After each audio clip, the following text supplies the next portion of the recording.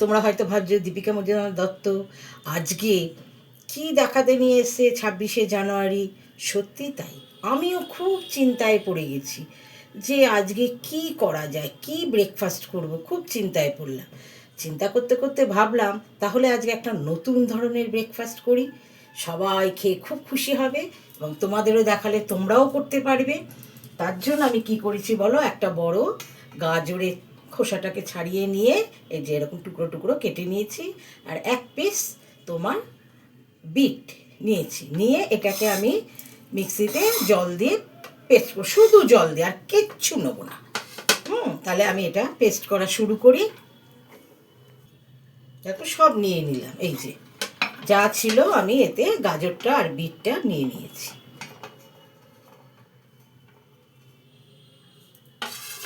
এবার আমি এটাকে জল দিয়ে পেস্ট করে নেব, সামান্য জল দেবো যাতে একদম মিহি পেস্ট হয়, মিহি পেস্ট করে নেবো এটাকে আমি। দেখো এটা কমলা রং হয়ে গেল। এটা আমি এটার মধ্যে রেখে দিচ্ছি।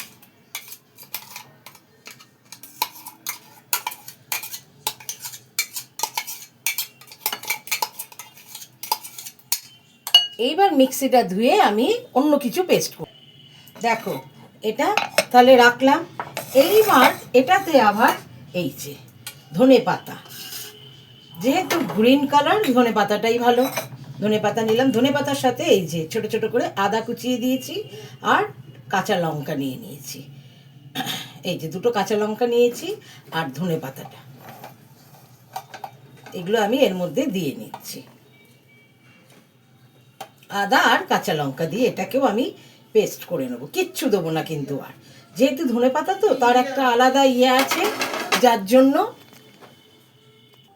তাহলে দেখতে পেলে আমি এটার মধ্যে কি নিলাম, তোমার ধনে পাতা আর এই যে আদা কুচোনো আর এই যে কাঁচা লঙ্কাগুলো ভেঙে দিচ্ছি, নিয়ে এটাকেও আমি জল দিয়ে পেস্ট করে নেব, এটাকেও আমি জল দিয়ে পেস্ট করে নেব। তাহলে আমি এটাকে জল দিয়ে পেস্ট করছি। এই দেখো এবার এটাকে আমি পেস্ট করে নিচ্ছি। এই দেখো পেস্ট করে আমি এটা নিয়ে নিয়েছি। তাহলে আমার কমলা রং আর সবুজ রং হয়ে গেল। আর আরেকটা যে সাদা রং সেটা আমি কি দিয়ে করবো বলো তো, এই যে সেদ্ধ চালের গুঁড়ি দিয়ে। তাহলে আমার তিনটে রং হয়ে গেল। এইবার আমি চিন্তা করছি তিনটে রং দিয়ে কি করবো। একবার তো তোমাদের তিরঙ্গা রাইস দেখিয়েছি, একবার পরোটা দেখিয়েছি, এবার ভাবছি এটা কী করা যায়। তাহলে এবার আমি শুরু করি, তখন তোমরা দেখতে পারবে আমি এই তিনটে রং দিয়ে কি ব্রেকফাস্ট করছি। দেখো তাহলে আমার সব পেস্ট হয়ে গেছে। এইবার আমি এই যে গাজরের পেস্টের মধ্যে একটু সুজি দিয়ে দেবো। দেখো সুজি দিয়ে দিচ্ছি, সুজি দিয়ে এটাকে আমি মেখে নিচ্ছি, এটাকে টাইট করে নিতে হবে, বুঝেছ?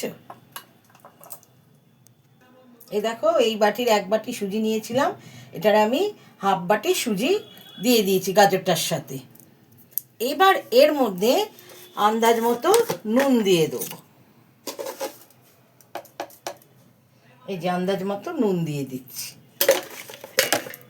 এটার মধ্যে আন্দাজ মতো নুন দিয়ে দিয়েছি। দেখো সব আমার এটা বেশ একটু শক্ত শক্ত, তা বলে খুব শক্ত না, এই যে এরকম ধরনের শক্ত শক্ত করে নিলাম যাতে জলটা না থাকে। ব্যাস এই সুজি দিয়ে এটা একটু শক্ত করে নিয়েছি, নুন দিয়ে নিয়েছি, আর কিছু দিইনি। এইবার এতে একটু সাদা তেল দিয়ে নেব, এই যে সাদা তেল দিয়ে নিচ্ছি, নিয়ে মাখিয়ে বেশ কিছুক্ষণ রেখে দিতে হবে। 10 মিনিট তো রাখতেই হবে, কেন সুজিটা একটু ফুলবে, তার জন্য এটাকে আমি মেখে সুন্দর করে রেখে দেবো।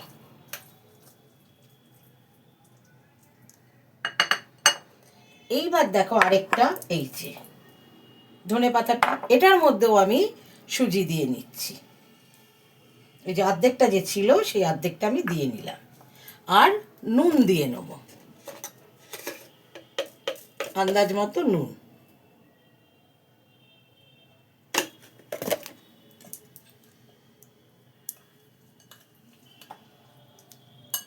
ভালো করে মাখিয়ে নিই। এবার এতেও সামান্য তেল দিয়ে নিচ্ছি, এটাতেও সুজি পড়েছে, এটাও রেখে দিতে হবে 10 মিনিটের জন্য। সুজিটা ফুলবে তো তাই। এই যে তেল দিয়ে মাখিয়ে নিলাম। এটা তোমার সেদ্ধ চালের গুঁড়ো, এর মধ্যে আমি টক দই দিয়ে নিচ্ছি, একটু টক দই দিয়ে নিচ্ছি, আর সামান্য নুন, আর কি আন্দাজ মতো নুন দিয়ে নিচ্ছি, নিয়ে এটার সাথে এটা মাখিয়ে নেব।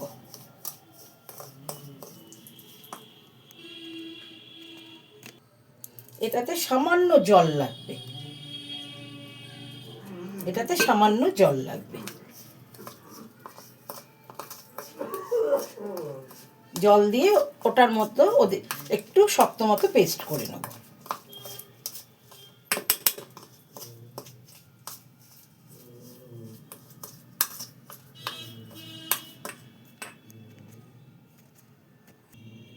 এটাতেও সামান্য তেল দিয়ে নেব।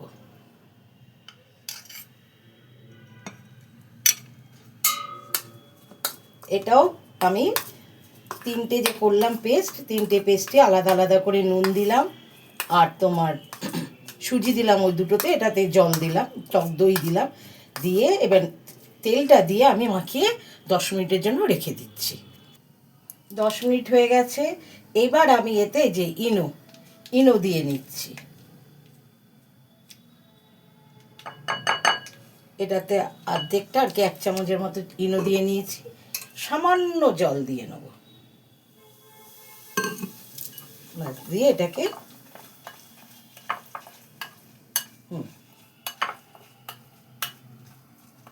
মাখিয়ে নিলাম। দেখো সামান্য মাখিয়ে নিয়েছি এটাকে, এই যে সামান্য মাখিয়ে নিয়েছি। এইবার বাকি অর্ধেকটা যে ছিল এটা এই চালের এটাতে দিয়ে নিচ্ছি।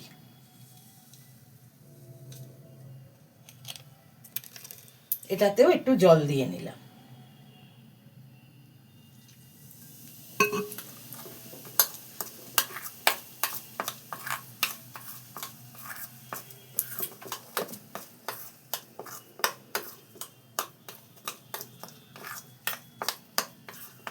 আর একটু জল লাগবে, ফুলে শক্ত হয়ে গেছে।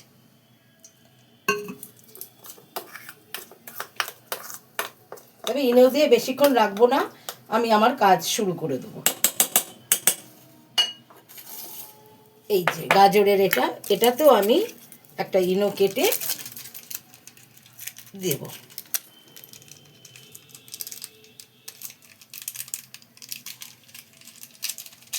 এই যে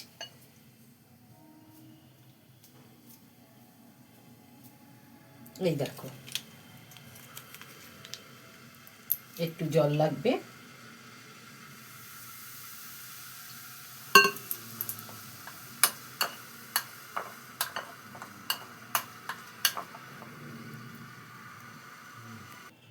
এই দেখো আমি ইডলি স্ট্যান্ডে এরকম করে নিচ্ছি, তেল দিয়ে নিয়েছি, নিয়ে এবার চামচ দিয়ে প্রথমে এই যে দেখো কমলা দিয়েছি, সাদা দিয়েছি, সবুজ দিয়েছি, এরকম করে নিচ্ছি। প্রত্যেকটা স্ট্যান্ডের যে প্রত্যেকটা বাটিগুলো রয়েছে খোপগুলো, ওর মধ্যে আমি এরকম করে নিচ্ছি। আর তো এটা করতে করতে আমি ওভেনে এই দেখো গ্যাসে আমি জল দিয়ে আর কি প্রেশারে জল দিয়ে গ্যাসে বসিয়ে দিয়েছি। এবার আমি ওইভাবে তৈরি করে নিয়ে আমি ওটা প্রেশার কুকারে দিয়ে দেবো।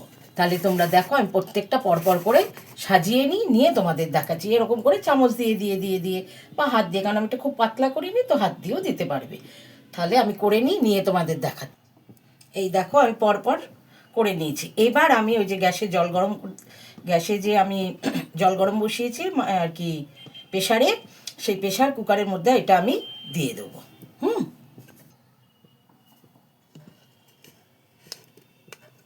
এই যে প্রেশার কুকারে আমি এটা দিয়ে দিচ্ছি।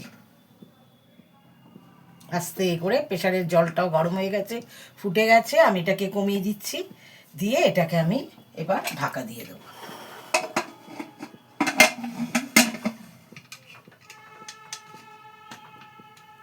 ঠিক 15 মিনিট লাগে, 15 মিনিটে এটা আমার হয়ে যাবে। এই দেখো পুরো হয়ে গেছে। এইবার আমি এর ওপরে এই যে একটা শিরা করেছি সেটা দিয়ে দিচ্ছি। কি দিয়ে করেছি বলো তো? তোমার সাদা তেল নিয়েছি, নিয়ে এর মধ্যে কালো সর্ষে দিয়েছি, কারি পাতা দিয়েছি, আর সামান্য চিনি দিয়ে নাড়িয়ে অল্প জল দিয়েছি, আর কালকে রসগোল্লার শিরাটা ছিল ওটাও ঢেলে দিয়েছি। দিয়ে সব একসাথে এটার মধ্যে করে দেখো গরম অবস্থায় ঢেলে দিলাম। এটা তোমরা দইয়ের দই দিয়ে খেতে পারো, বাদাম দইয়ের চাটনি করে খেতে পারো, তারপরে তোমার টমেটো সস, চিলি সস মিশিয়ে খেতে পারো। এইভাবে করে খেও এবং সবাইকে করে খাইও, দেখবে সবাই খুব ভালো বলবে। অনেক চিন্তা ভাবনা করলাম কি করা যায়, তাই আজকে এটা করলাম। তোমরাও করে খেও, খেয়ে আমাকে বলো। তোমাদের যে বন্ধু বান্ধব আছে তাদেরকেও এটা শেয়ার করে দিও। খালি প্রজাতন্ত্র দিবসেই খেতে হবে তার তো কোনো মানে নেই। যে কোনো দিন যে কোনো সময় আমরা ব্রেকফাস্ট বলো, বিকেলে নাস্তা বলো, খেতে পারি। তাহলে তোমরা এটা করে খেও, খেয়ে আমাকে বলো। আমাকে লাইক আর কমেন্টস দিতে কিন্তু ভুলো না।